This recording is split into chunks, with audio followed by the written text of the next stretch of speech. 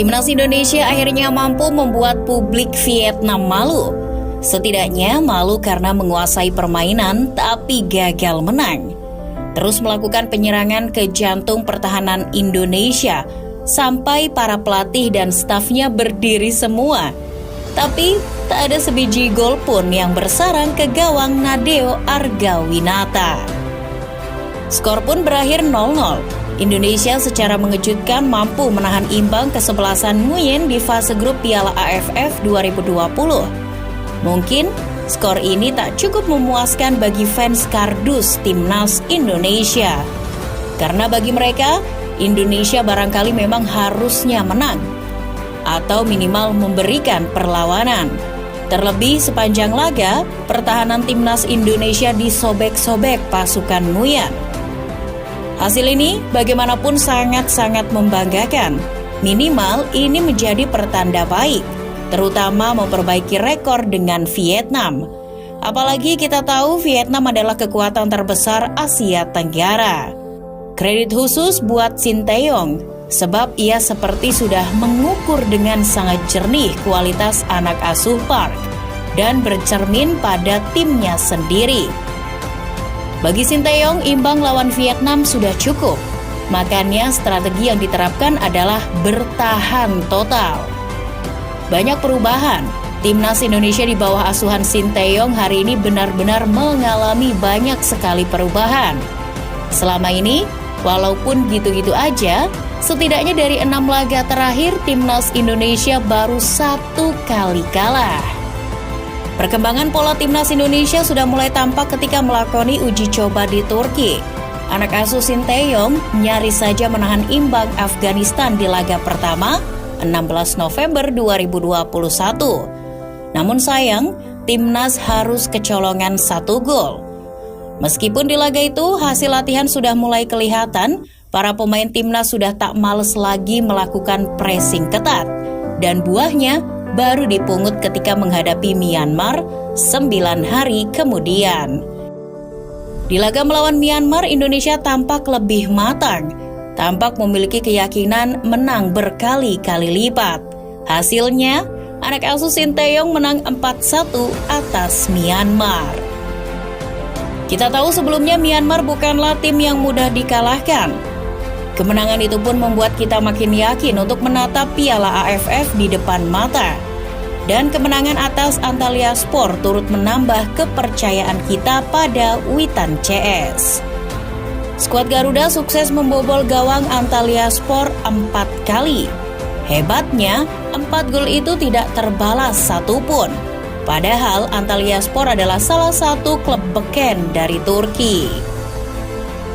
Bermodal kepercayaan diri usai meraih hasil positif di laga uji coba, Timnas Indonesia akhirnya berangkat ke Singapura untuk Piala AFF 2020.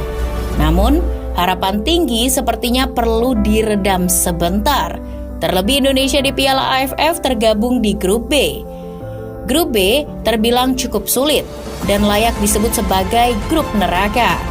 Di situ ada sang monster Vietnam dan Malaysia yang beberapa waktu belakangan kerap memberi perlawanan sengit buat Indonesia.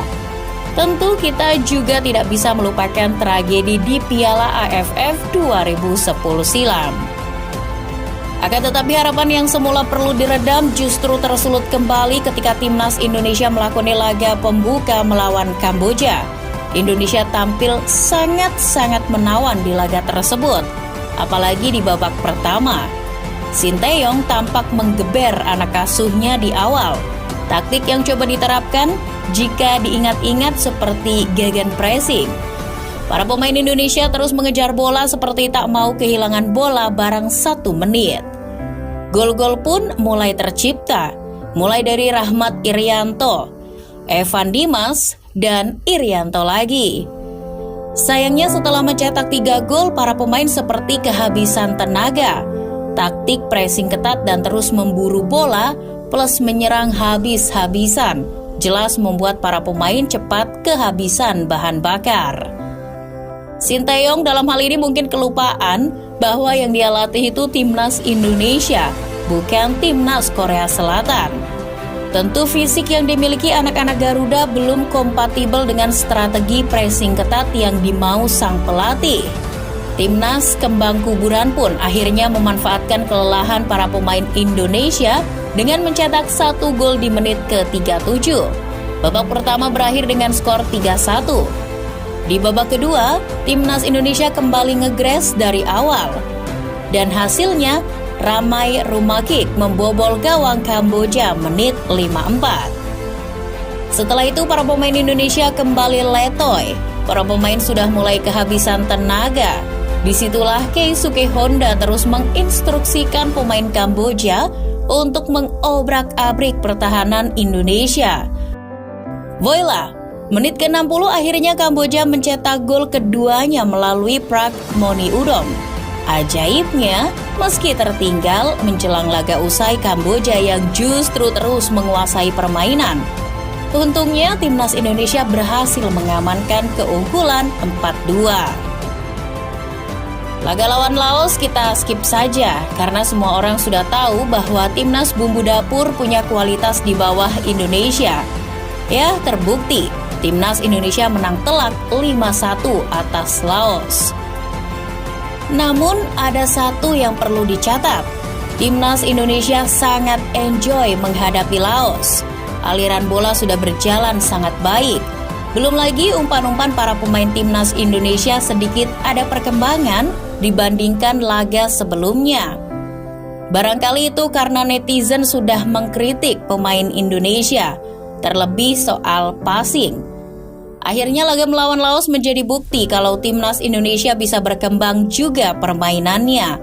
Lebih santai, lebih nyaman dan tidak terburu-buru. Artinya dari uji coba di Turki sampai laga kontra Laos, Indonesia tampil konsisten. Akan tetapi hal itu nyaris luput di laga kontra Vietnam, 15 Desember 2021 malam. Timnas Indonesia hampir saja tampil inkonsisten di laga itu, hampir saja kembali ke setelan pabrik. Beberapa kali salah umpan, terlalu lama menguasai bola dan mudah direbut para pemain Vietnam. Belum lagi lini belakang mereka. Untung saja Timnas Indonesia dilatih Sinteyong. Dia termasuk pelatih hebat yang mampu mengukur kekuatan lawan dan kekuatan timnya sendiri. Tahu kalau Vietnam bakal mengobrak-abrik Indonesia dengan mudah, dia memilih realistis dengan menerapkan skema bertahan penuh. Coba bayangkan jika Timnas Indonesia tampil all out dengan pressing ketat seperti lawan Kamboja. Bukan tidak mungkin malah akan menguntungkan Vietnam. Nguyen CS sudah pasti akan dengan mudah mencari ruang kosong. Apalagi ketika pressing, para pemain Timnas Indonesia tidak efektif. Katakanlah, skill dan umpan-umpan dari pemain Vietnam ini masih bisa mengatasi pressing pemain Indonesia. Bisa jadi, Indonesia bakal kebobolan banyak gol kalau begitu cara mainnya. Maka dari itu, strategi bertahan sangat dalam ini cukup tepat. Meski beberapa kali bikin penonton megap-megap. Walaupun kalah penguasaan bola dan kalah segalanya, terutama serangan, toh para pemain Indonesia tampil sudah sangat maksimal. Ini perlu diapresiasi. Setidaknya mereka punya fighting spirit yang luar biasa, khususnya dalam bertahan. Lihatlah betapa rapihnya pertahanan Indonesia. Mungkin itu adalah pertahanan terapih yang pernah diciptakan Timnas Indonesia sejak 1 dekade belakangan.